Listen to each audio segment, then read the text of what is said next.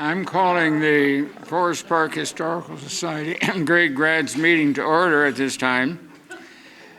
Before we start, however, I do want to recognize some people of importance historically who are in the audience today, one of whom is Priscilla Franklin, a ex-Board of Education member, and some teachers in the audience, one of whom is Lee Noltemeyer, and much happy to see you, very happy to see you here, and then Dave Bell, who's also a participant in the planning of this series. I have to say that the Historical Society is sponsoring this series of meetings because our city's history and that of the school district are joined at the hip. We want our outsiders to know, we are both of us, this is the summation I have in mind, both of us are welcoming, open and welcoming institutions, intentionally. We want outsiders to know what has come from that. So the series was started in 2023, and it had the purpose of celebrating how the Winton Woods School District uniquely prepares students for the 21st century. That was kind of the apology defense we presented publicly. It has turned out that many district alumni are purpose-driven, big issue people, or winners, as Wendell Ellis suggested they should be called. Now, with help from Dave Bell, retired music director, we started this third year of our programming with a deliberate extension to include great grads who are students of the performing arts. And it's his list of those candidates that he knew of better than me that has led to our speaker today. But Dave is going to start with words about her, if he'd be so kind.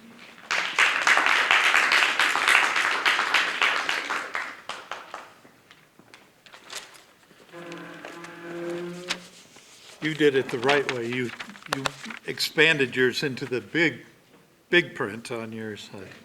That works. Well, I'm honored to play a role in today's celebration, and you know, the older I get, the more sentimental I get. So hopefully I make this through this without tears. When Dr. Weirs and his colleagues from the Historical Society approached me last July about featuring performing art grads in the Great Grad Series, Stephanie was one of the first names that I recommended. Teachers are not supposed to have favorite students, are they, Lee? But there are some students who you just know are destined for special things. And I venture to say that virtually every teacher here today knows that had the opportunity to work with Stephanie knew how self-motivated and self-guided she was. Her talent and intellect were such that she required only the occasional suggestion, if any at all, and she was off to do remarkable work. She required the lightest of guidance throughout her career. Is there anybody besides Lee that was a teacher of Stephanie that's in the audience today? Okay, I just didn't want to miss anybody. Consider that in addition to all the remarkable cinema work Miss Dawson has done, she's one of just a handful of people who's been admitted to the Full Sail University Hall of Fame. She's a producer of the PBS Crown Jewel Great Performances. In my household, that's the crown jewel of PBS. I don't know about the rest of you. She's worked on such shows as House Hunters International, Amazing Race, and Netflix feature film Holiday Rush. Stephanie indicates that she's part of a growing faction intent on making media production more environmentally sustainable, implementing clean energy and waste diversion activities on set, She's also developing creative projects that will center upon underrepresented voices. Now, she said that statement, but knowing Stephanie, that's the heart of what she does these days, is my guess. Both Stephanie and Winton Woods High School government teachers, Michelle Kozlowski, are two of the brightest young women I have ever taught. They have a special relationship with their mentor teachers at Winton Woods High School, the Notmeyers, who are truly remarkable teachers, and Mr. Notmeyer is with us here today. The Notmeyers played a special role in stretching and testing their thinking, and in fact preceded them as alumni at Miami University. Michelle is busy in making musical rehearsals at the high school, but didn't want to miss out on today's recognition of her dear friend and classmate. So Michelle created a video to share with you today. Hi, everyone. For those of you that don't know me, my name is Michelle Kozlowski. I am a 1993 grad of Winton Woods High School and a current teacher at the high school and a longtime friend of today's honoree, Stephanie Dawson. I want to thank the Forest Park Historical Society and Brandon Weirs for giving me the chance to say a few words about my friend. We have known each other since elementary school. We were both at Kemper Heights in the Gifted and Talented program, and then continued our friendship from middle school, high school, into college. And I just wanted to take this opportunity to tell you a little bit about Stephanie that from my own personal experience that I think represent a bit more about her personality and her spirit. And then, of course, just to be able to be at least a small part of honoring her as well. Um, we spent time together in varsity ensemble in high school, in the theatrical productions together. And then life took us both to Miami University. Lucky for me, Stephanie was there at the same time that I was, because we ended up in a computer programming class together. And I was way out of my league, but fortunately, Stephanie was not. So hopefully, amongst the many things that you're hearing about Stephanie today is that she is multi-talented. I refer to her as the smartest woman I know and a Renaissance woman, because there was not a subject that she was not good at. There was nothing that she didn't excel in. Anything she put her mind to, she could do it. And that was fortunate for me because computer programming for me was not it. But we ended up in the same class. And she generously, and this was at Miami, she generously offered to help me and explained the topic to me. And we had a program we had to write. And I'm sure it was child's play to her, but to me, it was like the hardest thing I'd ever done. And she helped me through the course. So if I didn't tell you back in 1995, Stephanie, thank you so much for your help. Might have been 94, but you get the point. 30 years ago. Thank you for that. The other story that I wanted to make sure that I shared about Stephanie was the fact that she was willing to open up her home, her dorm room to me.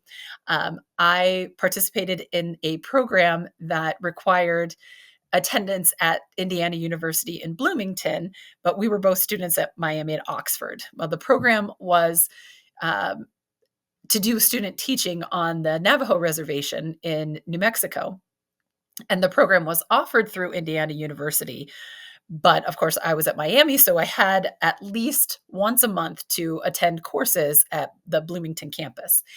And over time, many of the people, if not all of the people that were participating from Miami, ultimately dropped the program. I likely would have too if it hadn't been for Stephanie. And this is why. We would leave our campus, we'd leave Miami in the afternoon. We had a course that I can't remember exactly when it started, but I know we didn't leave until 9 o'clock from the Bloomington campus and then drove back to Miami. Stephanie generously let me stay with her so that I didn't have to drive all the way back to Forest Park, get home at like 1 o'clock in the morning to then turn back around and be at Oxford for my 8 o'clock class. She didn't have to do that. And I owe her a debt of gratitude, because it was a once in a lifetime opportunity that, as I say, if I had gone the way of the other people in the program, I probably wouldn't have stuck with it when the adversity came up in terms of the timing and the exhaustion, if Stephanie hadn't been so generous to allow me to stay with her. So it's just a small example of what I am sure you are hearing of how wonderful she is. And I wish that I could be there to hear all of the wonderful things said about you too, my friend. I am just knee deep in rehearsals. It is 2 weeks before the musical, so you remember those days. I do want to also apologize for the poor production quality of my video. This is the best we get when you use WeVideo. And once again, my level of technological advancement is far inferior to yours, but I didn't want to miss the opportunity. And I want to thank Brandon Weirs and the Forest Park Historical Society for allowing me to just tell you, once again, my friend, congratulations. Can't imagine anyone better to be recognized in this program for great grads. Thank you so much. Thank you. I want to show off. So when I was a freshman, so in 1991, I bought my senior jacket because, you know, we're projecting, we're manifesting, right? So it used to just say 1794, and this was blank, and I had Forest Park letters in the back. But over the course of my tenure, I was able to garner several Win Woods letters. So we did some stitch work to adjust the letters, the Forest Park letters in the front, and I of course had the chevron on the side, and then my Win Woods letters. And as you can see, choir, drill team, choir, drama, drill team, and academics. So that's my thing. Michelle let me speak in her class this morning and this afternoon, and one of the students was one of the championship-winning basketball players. And so as she's giving the introduction, she said, "Notice I didn't say Stephanie did athletics." And I'm like, yes, you're right. I did not do athletics. Did not. Thank you so much, Forest Park Historical Society, for having me. This is fantastic. When y'all reached out, I was surprised, but I was like, this is really cool. This is so amazing. It's given me an opportunity to look back, which I really appreciate it. So thank you, Dr. Weirs. Thank you, Mr. Bell. Thank you, the rest of the members. I also wanted to thank my friends, family, and colleagues who are here today. My sister Tanya is here. One of my best friends, Nancy, and her family is here. Thank you. One of my other best friends is not here represented, but his mom is here. Thank you, Mrs. Smith. Thank you, Mr. Nolt, and Mrs. Nolt in spirit. So I'm so grateful to be able to be here. And what I wanted to focus on is just how my education really, when I look back, I just can see all the points that my education kind of helped, almost like rungs that I was able to step onto with each thing. So forgive me, I'm going to go way back. So my family moved me here into Cincinnati when I was around 5 years old, just after Tanya was born. So I originally went to Cameron Park Elementary School, and in second grade, I was tested for the Gifted and Talented Education Program. So I was then moved from Cameron Park to Kemper Heights, which was a big deal. My whole family, my parents decided that they would move us out of the D section where we were living, literally just a few steps from Michelle growing up, into the E section, because then we were within walking distance of the elementary school. And that's where I met friends like Nancy, friends like Casey, and that already started to expand my horizons because I was being more challenged, I think. You know, obviously it was Gifted and Talented Education, but, and forgive me, I talk very fast, so I will try to speak more clearly, but hopefully everything will be clear. So I remember being like the ringleader in a show about the circus in like a very young age. So that my dramatic nature started really early, and it was cultivated really early, which I appreciate. Another thing that was cultivated really early is I remember we were able to write books that then were in our school library, and my book was called The Haunted Street. And apparently it was one of the most requested books, you know, and it ended on a cliffhanger. And so they like clamored to have the sequel. And unfortunately the sequel was not as well received as the original, but still good. Come on in. Are you coming? Come on in. You won't disturb me at all. Another thing I think is interesting, in middle school, we actually I had typing class.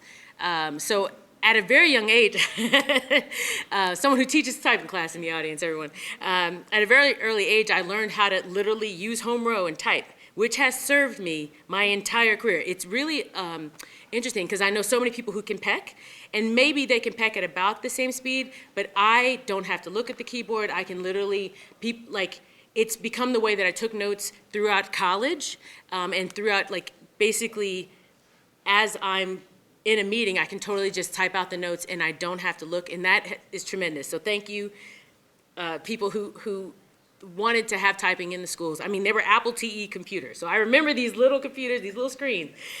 So that, I think, has created a foundation for me. I was also involved in music shows in middle school, and Nancy and I were remembering some of the big school shows we would do in middle school rather, and I had a couple solos back then. Again, my singing and my drama started early. I also was able to take piano lessons. I learned the violin. So Mrs. Franklin, if you're out there somewhere, Mrs. Spalding, if you're out there somewhere, these are people that remain in my mind because they were formative at the time. When I got to high school, I was able to continue another love of mine, which is dance. Tanya laughed because we were in Darla's dance class. I don't know if anybody else had Darla's dance class from elementary school throughout. And so when I got to high school, being in drill team, I'm told now it's really only flag corps, but when I was there, we danced and we did the flag corps. We did all the football games, so we went to band camp with the band, and I had so many friends because of that opportunity. And then we also were involved with all the basketball and the basketball games. We did halftime. So I am not sporty, but I knew all of the athletes and we knew all the people of the band. It was just a real opportunity to have community, which I really appreciated. I was involved in the plays and musicals. Looking back, I don't recall being involved in the freshman play, and Nancy and I were talking about Nancy was. But as a freshman, I was casted as maid 2 in My Fair Lady. So I got to do a duet with the lead, who was a senior. It was and I could have danced all night, which if you're a musical fan like I am, you know My Fair Lady. I mean, that's the song everybody sings, is I could have danced all night. And to be one of the people trading solos as a freshman with a senior, I was hot stuff, just telling you, it was hot stuff. And then I started, with Mr. Day, I started being a student director. So then I was involved in the plays and the musicals every year after that. And then after my sophomore year, I got involved in stage crew, which is where Casey and I became really good friends. Another thing I really appreciated is I was able to, as I mentioned, I was in the Gifted and Talented program since I was pretty much the 3rd grade. I was able to take advanced placement classes, AP classes, and I was able to learn programming in high school, which is, so Michelle's mentioning of me knowing programming, I mean, it's in addition to some of the other things. I was in the EPA program when I was in high school, where I got to go to UC and literally we were doing, I was growing Giardia in Petri dishes. I was doing, Nancy is now working in science and stuff. So we trade information about how, at a very early age, I was able to do high level, college level or greater things. Also, I did a program at the GE Institute in Michigan, and I learned calculus and I learned programming. And when I came back to high school, I could apply that. So I appreciate someone saying I'm the smartest person they know, but I also have been given great experiences and great opportunities to learn these things. I was also very involved in student government, as the Notmeyers were, I think, a huge influence, not only learning history, but also, I remember having our Newsweek subscription, and every week we had to read, and we had to come into class with, current events, and I think, whether I'm conscious of it or not, I think it left an indelible mark, because I was involved in student government in high school, student government in college. I am now much more active. I won't go into politics today, but I work for PBS, so we'll just leave it like that. Also, one thing I wanted to highlight, and I already spoke to the gentleman in the back, when I was, I think freshman, sophomore year, I started volunteering at Waycross Community Media. So I always loved film and television, and I had the opportunity by volunteering with Waycross Community Media to start off at a very early age. So I was able to work camera. I remember filming the concerts. I remember going to sports games from Springdale on. I remember football, basketball. I mean, it's a very vivid memory to me to be in the live truck doing the replay cam, so I was like my own technical director because I picked which camera I was following, and then I would hear the announcers, oh, do we have that on replay? And I'm like, yes. So then I had to play it back, and I play it back in slow motion because I was like, this is awesome. I'm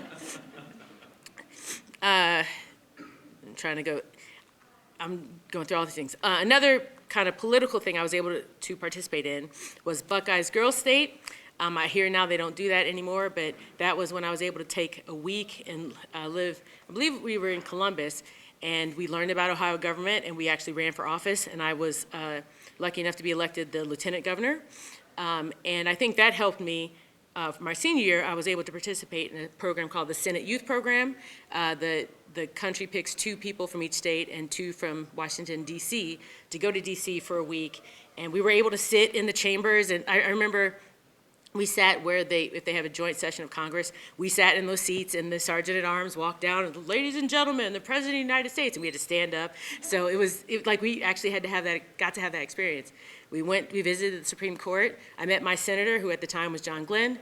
So I have a picture with him, which is just a tremendous experience. I'm trying to keep going. So all of those experiences, I think, being in the arts, being in choir, I don't know if I mentioned all the choirs I was in, but every choir that you all had, plus the senior shows, I was able to participate, which I greatly value because I think government, working in the arts, working with other people, being creative, those things I think help us learn how to work with a group, how to compromise, how to come to creative solution, how to understand how we fit in the overall place of things so that we can participate and step up when we need to, or we can step back and we can help and aid and support when we need to. I think looking back, I really see how those experiences really kind of set a foundation for what the skills I've been able to use throughout. I learned today that I was the first and maybe the only African-American woman who was valedictorian of Winton Woods High School. I don't know that 100%. I know I'm the first, but I graduated 30 years ago. So we got some work to do. That's what I had to say about that.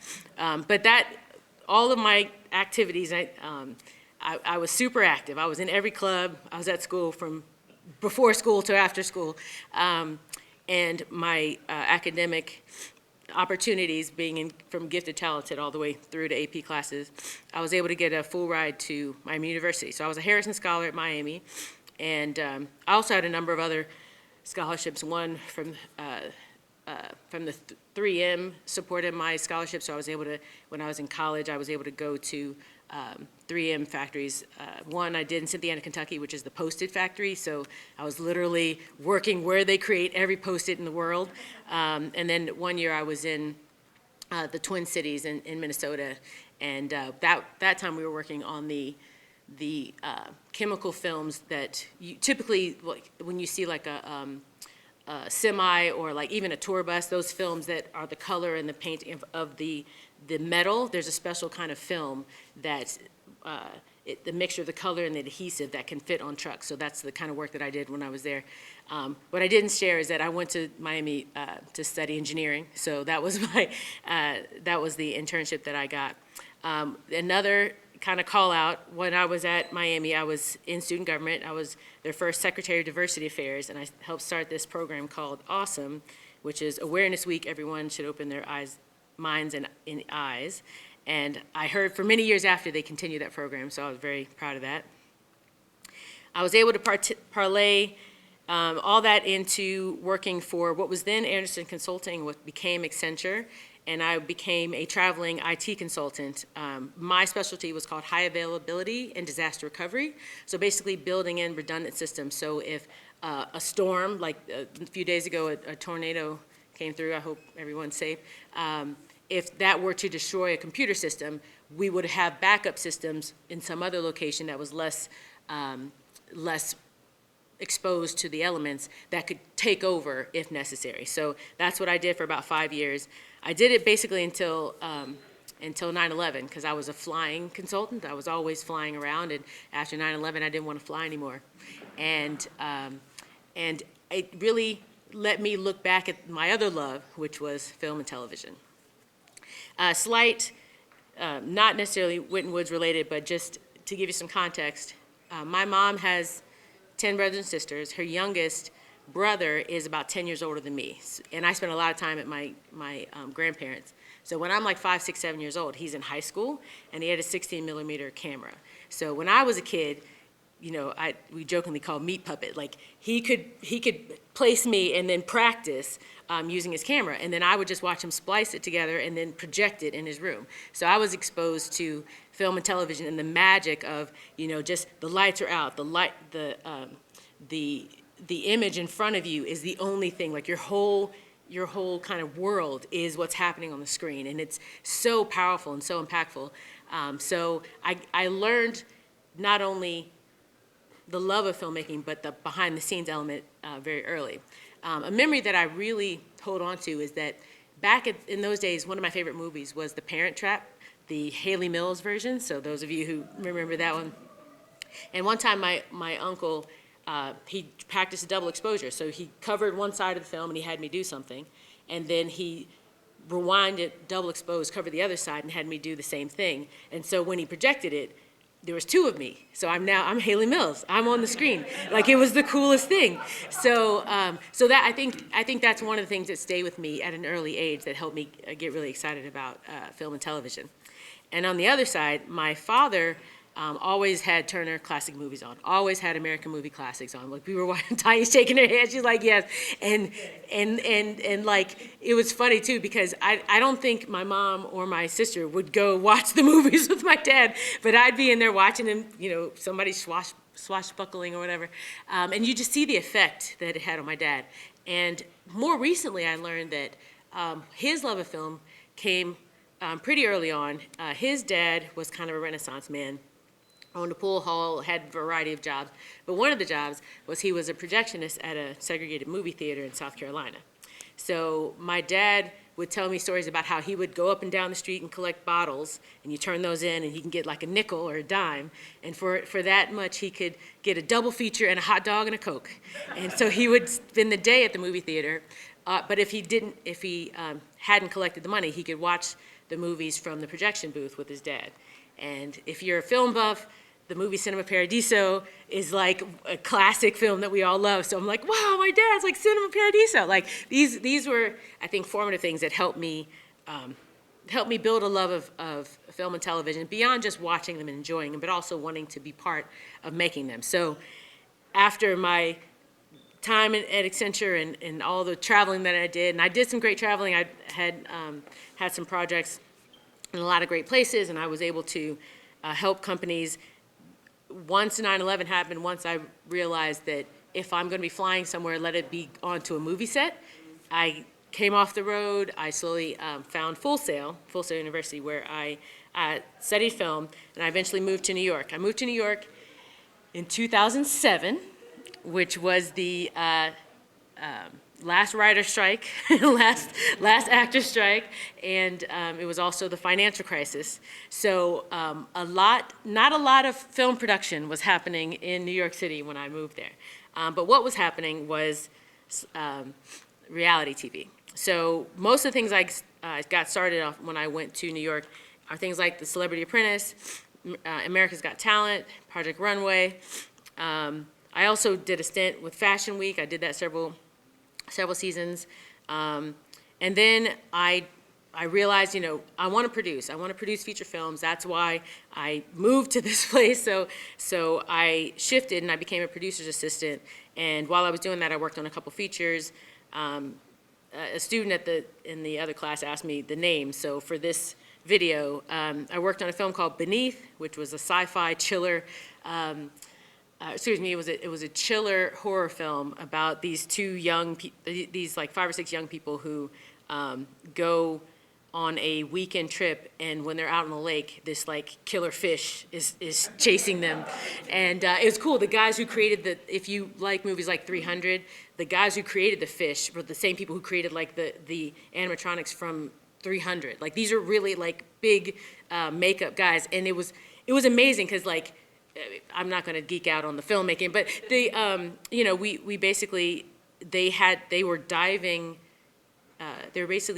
They could dive and use the puppet. It was like the amount of skill that was required to even do this kind of hokey movie was like amazing. And it's crazy, a lot of the actors that were in that film, I now see them. One of them is in Woman of the Hour on Netflix now. So this is like years ago. I'm like, I remember them when they were just getting started,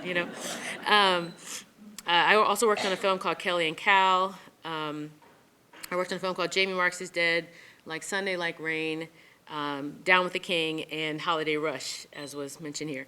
I also worked on some television shows like The Americans, Amazing Race, which was mentioned, House Hunters International. I spent a long time on House Hunters International. So that's probably 2015. So I've been in New York 7, 8 years at this point.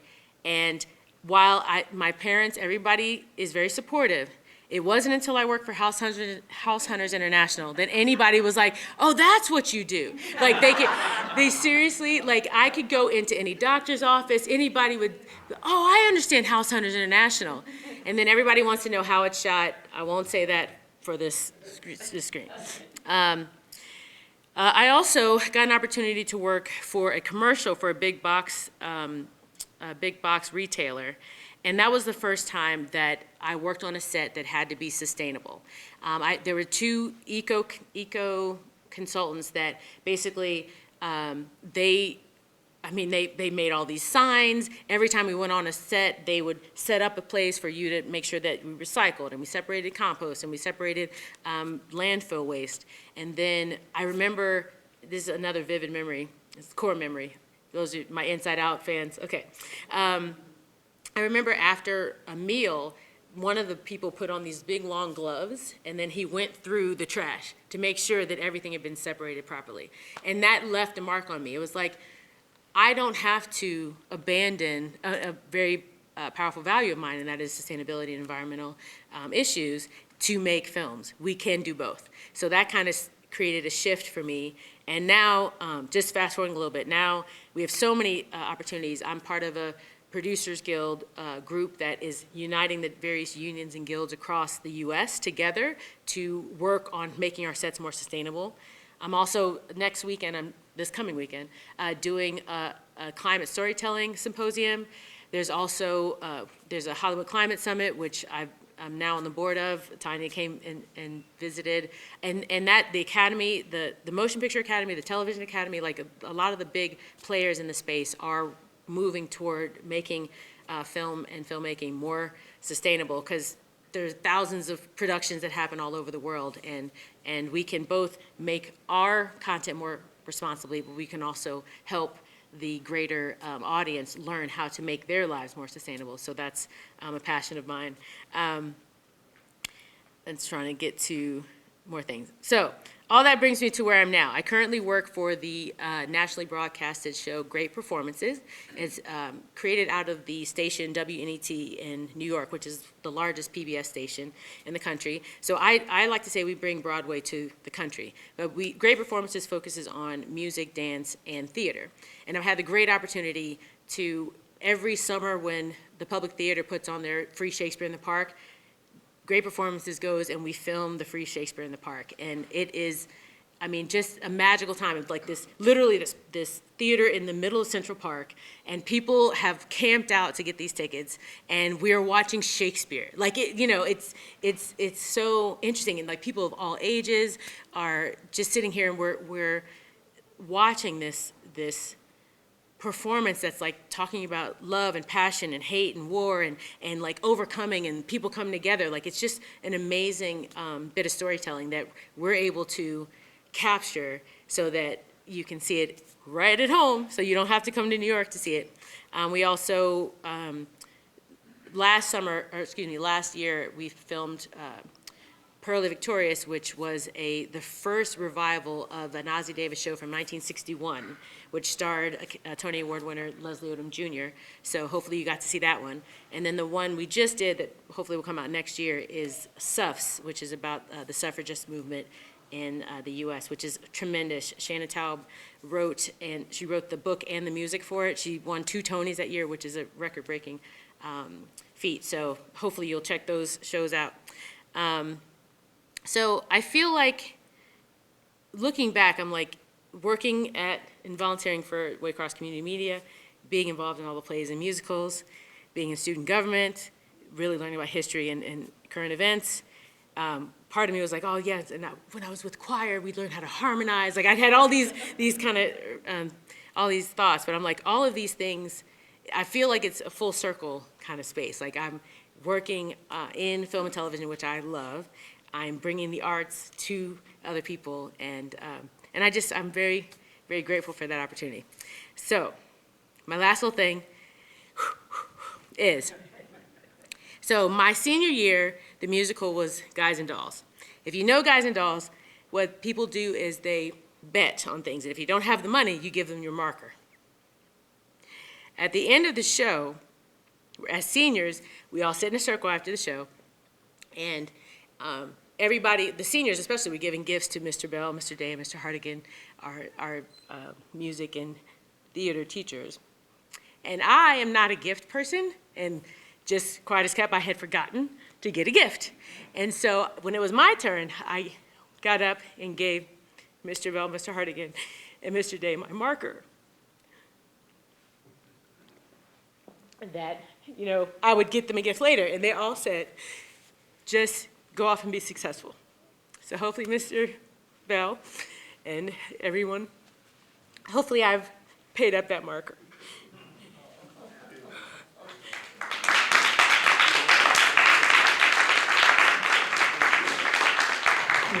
Nice. Yes. I'm Marilyn Ravel. Wow! Oh my goodness, you don't have to get up. Oh my goodness, that is tremendous. Wow.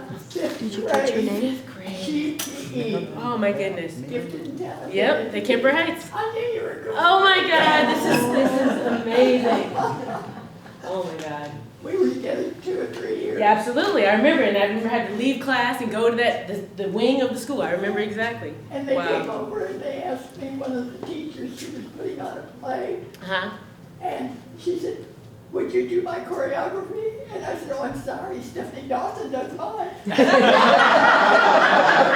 Wow. Thank you for being here. Oh my goodness, thank you so Oh, I much. saw it in the paper last week. Uh-huh. And I was just so thrilled, and they switched to pictures, and I called them, and I told them. I got them with me. Oh. I put them back where they belong. Thank you. We have to take a picture before this. Oh, yeah. Oh my God. Talk to me about future funding for PBS. Yes. Yes, good question. So PBS, as you know, is paid for by viewers like you. We also are partially paid for by the Corporation for Public Broadcasting, which is partly taxpayer dollars. I don't know, it's like 0.01% of the national budget. And a large station like mine, WNET, does not necessarily live and die on the Corporation for Public Broadcasting, but smaller stations do. So, so the federal government can decide whether they're going to continue to fund public broadcasting. And in some stations, that's a larger portion of their budget than others. And then otherwise, it is a lot of times wealthy individuals, but we are trying to, similar to what a lot of politicians are doing, really go for more grassroots funding. So you as an individual, I think, I think really if we all banded together and gave $30 or however much you're willing and able to give to your local PBS station, they would be able to exist separate from the corporate funding. And I think that actually would be a a way to get around what the current government is trying to do, right? So we have a lot, as I mentioned, a lot of wealthy donors, a lot of foundations that give a significant amount of money to stations, your PBS station. And having that money is almost like the subscription you pay for your streaming service. That streaming service knows that you're going to be giving that money, so they can make plans. They can expand, they can buy equipment, they know how much longer they're going to be able to exist. So having these institutional donors, our PBS station knows how much longer, how much more programming they can fund. The government is now scrutinizing that funding, and whether or not they pass muster, having that scrutiny may cause some funders to be too afraid to give money to PBS, which means that they no longer can plan ahead. They no longer can decide whether they're going to have people like myself still on salary. So it's very important to support your PBS station. If you are a PBS watcher, if you're not a PBS watcher, please start watching. If you can give to your PBS station, I implore you as an individual to do so. I mean, I remember watching Sesame Street in elementary school. Like, this is not only shows like mine, like Great Performances. I think there's over 200 member stations across the country. It's not just WNET, one of the largest stations. We have a large tax base. I mean, being in New York, New Jersey, and Long Island, we have a large tax base. WNET may be able to surpass this. But small stations, rural stations, they really need help. So to call your friends who live in areas that have, smaller tax base and say if they are willing to give, again, $10, $20, $30. It's really helpful to help your PBS station continue to bring content. And one thing I will add is that a couple years ago, we did a show with the Nashville Ballet. And we wanted to do some interviews with some of the dancers, because that's, we have social media just like everywhere else. And so many of the dancers said to me that PBS was how they saw their first dance, how they saw their first performance. And that's what kept them going. That's what kept their parents, willing to support them and take them to dance classes, because they could see an end. They could see a national stage for performers to dance. And that really struck me. I'm like, this is the good that we're doing. We're helping people not only see great art, but see themselves in it and see a future where they can participate. So if you can, if it's something you're interested in, please do. Here is a token. See, what we want you to know is how much we appreciate what you have given us to remember you by, and we want you to remember us by this. Absolutely. Well, you see, I wear my stuff. Yes, So.